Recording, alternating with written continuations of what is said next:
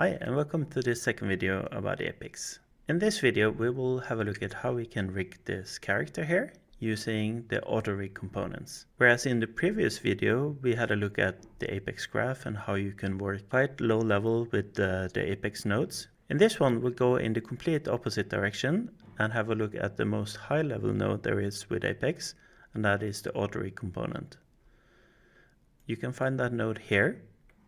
So to use this node we need to have an input, which is the skeleton and the model, and I've prepared a skeleton here. Let's have a look at the names. So it's all joints, it has orientations, and I have a model.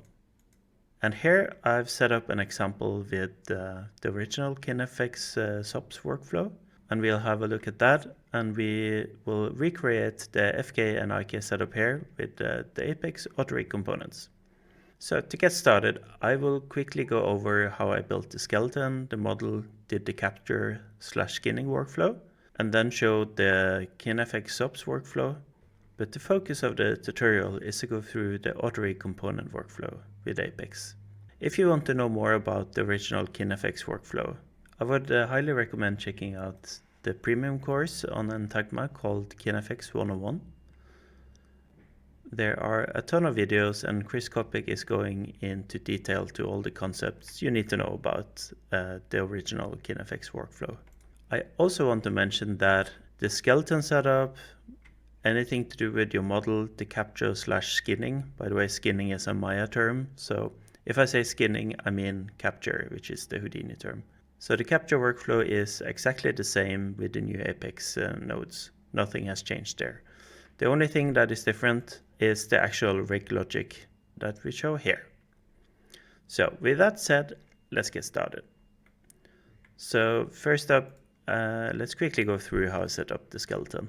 To start out with, I'm using the skeleton sub to draw out the segments of the skeleton.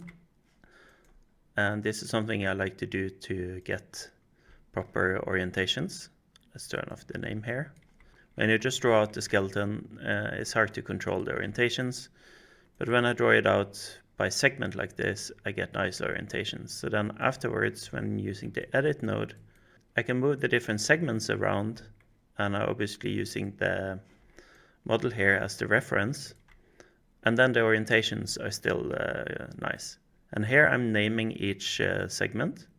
Let's turn on the name attribute. And you can see for each segment, all the joints have the same name. But then when I add a rig doctor and set it to sanitize names, it will add a number after each. And then I am adding a sort here to fix the point orders. And I just like to have the point orders in rising order. So for that, I can use the output evaluation order here and then use this attribute in the sort. Then what I like to do is to have a group for the last point in each segment, because those are usually just aim joints that I would not like to have any controllers on. So they're just there as helpers basically. So I use the class attribute, set it to the end point. So then it will iterate over each segment here and then group the ends. This is a point group called ends. We will use this later to set up tags for the AutoRig component. And here it's just more of the same mirroring, and then at the end, parenting everything. And here I'm adding the pole vector. I'm just copying this joint right here, and that's it. And for the model, there is not much to talk about. Just using simple primitives to block out the body parts. So I have one stream here for each body part. And for the sake of the tutorial, I just wanted to do something very simple here. The only thing that might be slightly new here is that I'm using a pack for each body part. And there are two reasons for this. One is easy to set the path attribute. And at the end here, I'm converting the path attribute to a name. So let's have a look at the spreadsheet. Let's go to primitives. So for the name, I want the last part here after the slash. So r_pupil. You can see that's what is done. I'm simply importing the path attribute using a split VOP here. And it splits if it finds the forward slash, then I'm getting the last element and then storing that as the name attribute. So very simple setup here. So that's the model, and the reason I was packing is that then I can get a very quick and easy capture using the capture pack geo sop. That is just looking for the name on the model and on the skeleton. And I made sure to have matching names, and then it will add the capture. And this is all just basic capture workflow. Here I'm using the smooth SOP to smooth out the overall capture. I usually set this filter quality down to 1, because if you have it at 2 or higher, it can sometimes create negative capture values, which might lead to some unintended results. So that was a quick look at the skeleton model and the capture workflow. And then let's have a quick look at setting up FK and IK controllers in the KineFX SOPs workflow. So here I have a bone deform. Let's turn off the point visualizer. And from the skeleton, I'm piping this into a rig pose. And if we go to the view state of this node, you will see that there are some controllers appearing. And we can now pose the skeleton. That is really cool. And now we can put this into the deform point of the bone deform. And if we have this visible and then click here, we can now see the character is deforming to the skeleton. Very cool. So let's have a look at the IK setup. Here I have isolated the ankle joint and the pole vector joint. And then again adding a rig pose, feeding that into the IK chains. And let's put that into the deform point transforms. And now I can click here and jump into the view state. And now we have an IK controller. And for this video, I seem to have put the knee on the wrong side, but yeah, it's a bird with human legs. Let's just pretend that was on purpose. It looks funny though, so we're keeping it. All right, this was fairly easy to set up, and a lot of Houdini artists really likes this original KineFX workflow because it feels very intuitive. So you might ask, why should we use this if it's so easy to set up and it works great?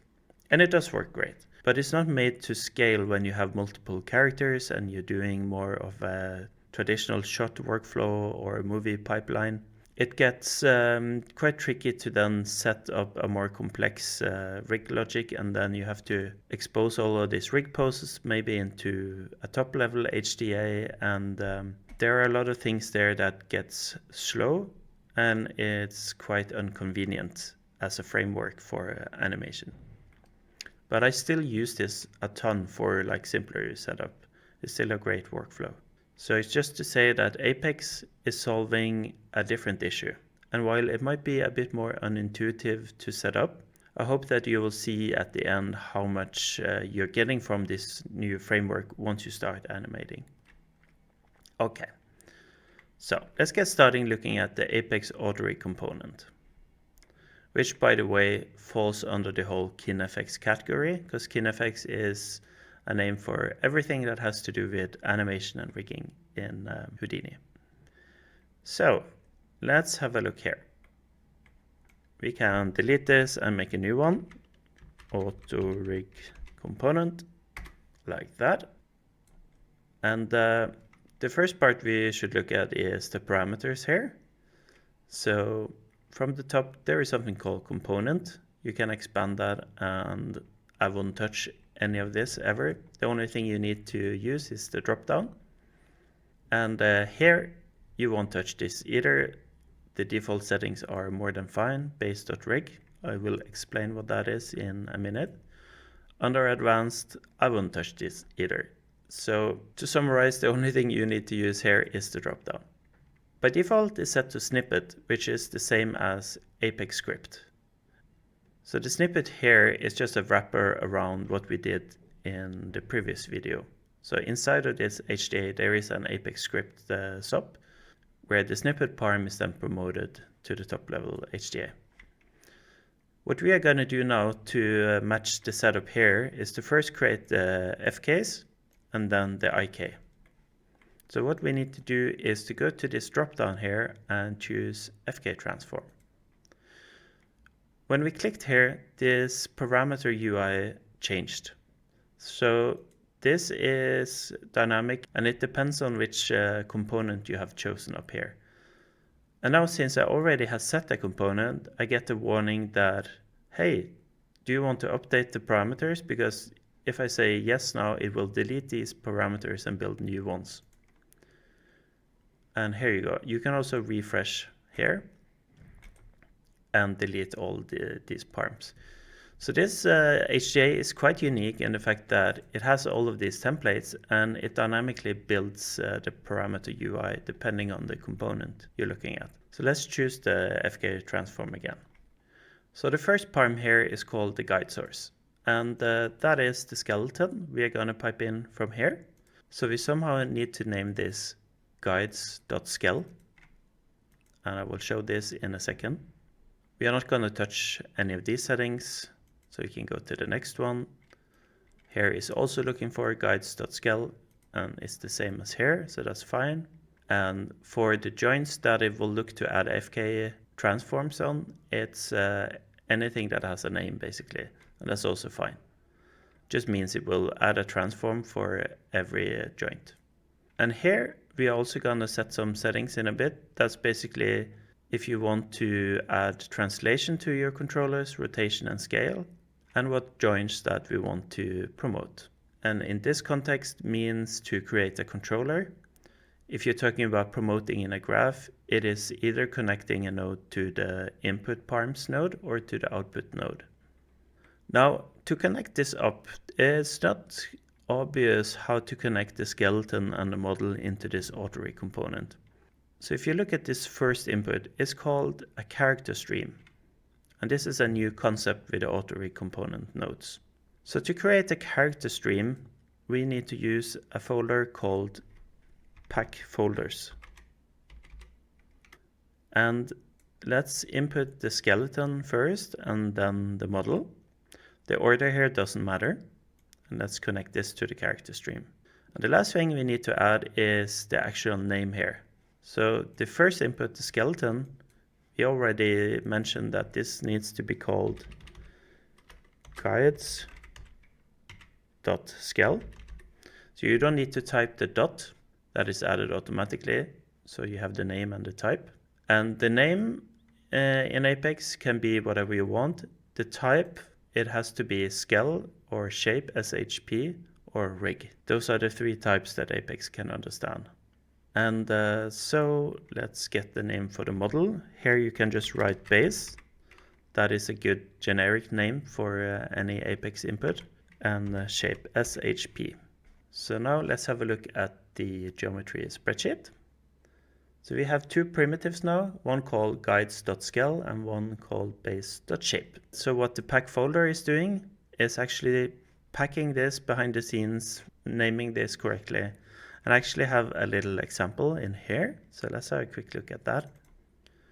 So here I have the skeleton and the model and a pack folder, and I set up the same names. And here it's what the pack folder is doing behind the scenes. So it's packing the input, adding a name to the pack primitive. And for each of the inputs to the multi-input here, it's merging them together. So now we have guides.skel. And this is actually a character stream. So again, it's just a way of naming pack primitives. And the side effects developers have added these nodes here. Pack folder, you can also use split, which isolates one of the prims and unpacks it. You can also just unpack one of the folders directly.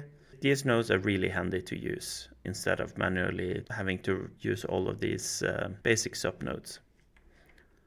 And here's a little cheat sheet of very common namings with Apex. So guides.skel is usually what the AutoRig components has as the default values for the incoming skeleton.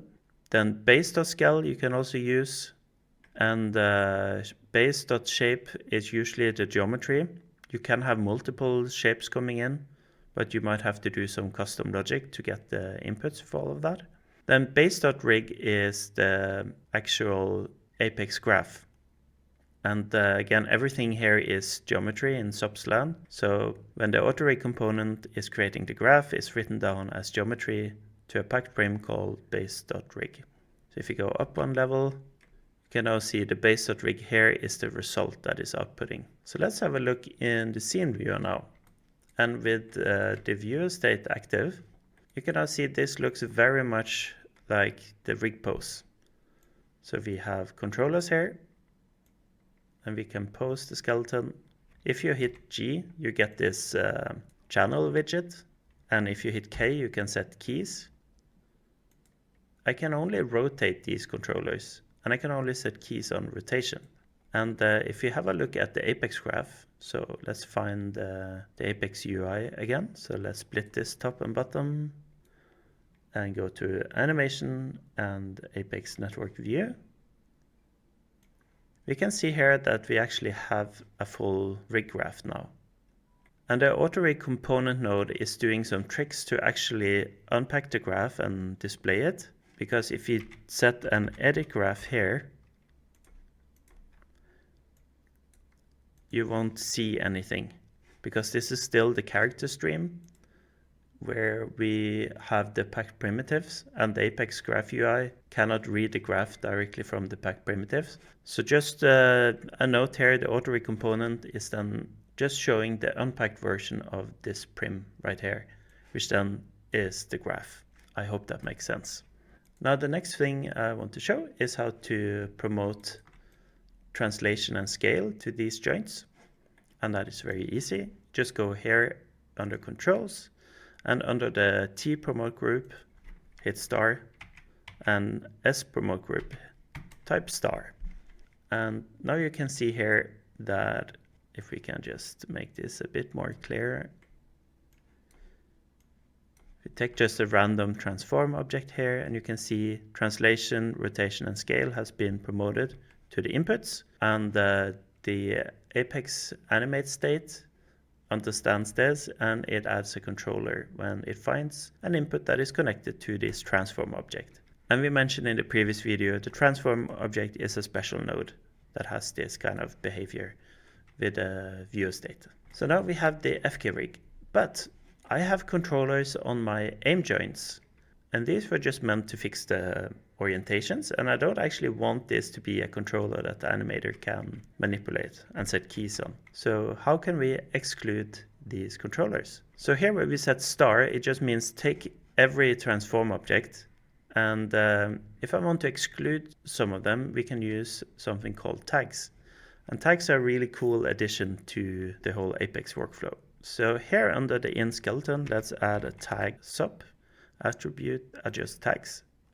Now remember, I created this ends group, and we can use that to set some tags. So here let's add an entry, and here in the operation I want to set a tag to all the points, but I want to exclude the ends group. And let's set a value for the tag, and for simplicity let's just call that FK. Now if you go to the view state of this node, we have an FK tag on all the points except for the points that were in the ends group. And here in the AutoRig component, instead of saying star, we can use a pattern syntax. And for tags, that is percentage tag, parentheses, and then just write FK. And let's do the same for all of them. So here you can see only the joints that have the FK tag is added. Perfect. So this is exactly what I wanted. Now for the last part, let's set up the IK controllers. So let's copy this node here and connect it up. And we're going to change the component from FK transform to multi-IK. And the multi-IK is currently the best component to use for IKs. There is this one called smooth IK, but it might get depreciated in the next version. So I would recommend going with this one. And now we got some new parameters here. And the first tab here called settings. These are just the general settings for the IK solver. And I want to turn stretching on, so set that to 1. And here in the driven, it asks for some tags called segments. By default, it's called star leg. So whatever tags we make of the segments that match the ending here, capital L, E, G, it will add IKs too. So let's make a new tag SOP, attribute adjust tags, and connect that up. Call this IK. We can also call the AutoRig component here FK, and this one IK. And maybe add a suffix here, tags, and FK tags, like that. And now we want to add an entry here, and the value is going to be R leg. So as long as we match the last 3 letters here is good. Let's now select the joints that are affecting the IK for the right leg. So that would be the hip, the knee, and the ankle. Hit enter, and let's add one more entry, and let's call that left leg, L leg, and let's pick the other leg, the hip, the knee, the ankle. And now let's go back to the IK node here, and as you can see, we have already added IK controllers. And because of the naming, it automatically picked up the pole vector as well. So that's really great. If you have more than 3 joints going into a segment, you have to use these extra tags here to tell the AutoRig component what joints should be the root, the pole vector here, and the target. So the last thing we need to add is the bone deform. And just to reiterate, we added the FK setup, now we have just made the IK setup, and lastly we need the bone deform. And let's just copy this node again, connect that up, and let's rename this to bone deform, and now change the component to bone deform. And refresh the parameters, yes please. And for this one we don't really need to do anything. And we have the character here. If I select the IK controller, you can see it's now working. The character is deforming.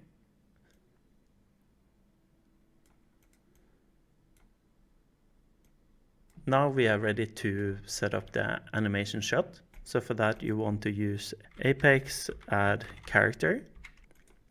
So remember earlier we talked about the name in the pack folder here. It's good to keep it generic because the character name would be added later. And that would be this step right here. So by default it's just using the name of the node. So we can call this pigeon. I don't usually like to have this linked because if you copy this node, now the name is changed. So what I like to do is just go here and say delete channels and just write the name manually. So now we have an APEX scene here. This would be a good time for me to introduce the rig tree. So let's split the pane here, left and right, and go to the animation and rig tree. And you might have used this with KineFX to visualize the joints hierarchy. So let's go here to the joint stream. And if I shift click this plus, it expands the whole network. And you can see here an overview over your skeleton. So this is nothing new. But it also have this new type here called packed folders. So if we now go down to our APEX add character and expand this, you can see here we have actually a scene structure. And you might recognize these names, and those were in the character stream. So if you go up one level, so here we have the character stream, and when we use the scene add character, that character stream is then added into this folder here called pigeon.car. So .car is also an extension, and that is a character, and a character can hold these subcomponents. So now if we want to do some animation, let's add an APEX scene animate, and let's connect it up. By the way, the character stream is purple in all the APEX nodes, so it's quite easy to know which one to connect. So the purple to the purple here. And here now it's turned into a scene, and that has to do with the structure. So you have a character, you have a scene graph. This is a description of your scene, and now we can animate it. So let's go into the view state. Let's select these and also hit G so I can see the channels. Hit K to set a key on everything. I'm going to move the time slider. Hit K. Maybe make a breakdown here. I'm going to move the neck a bit down. And I forgot to hit K.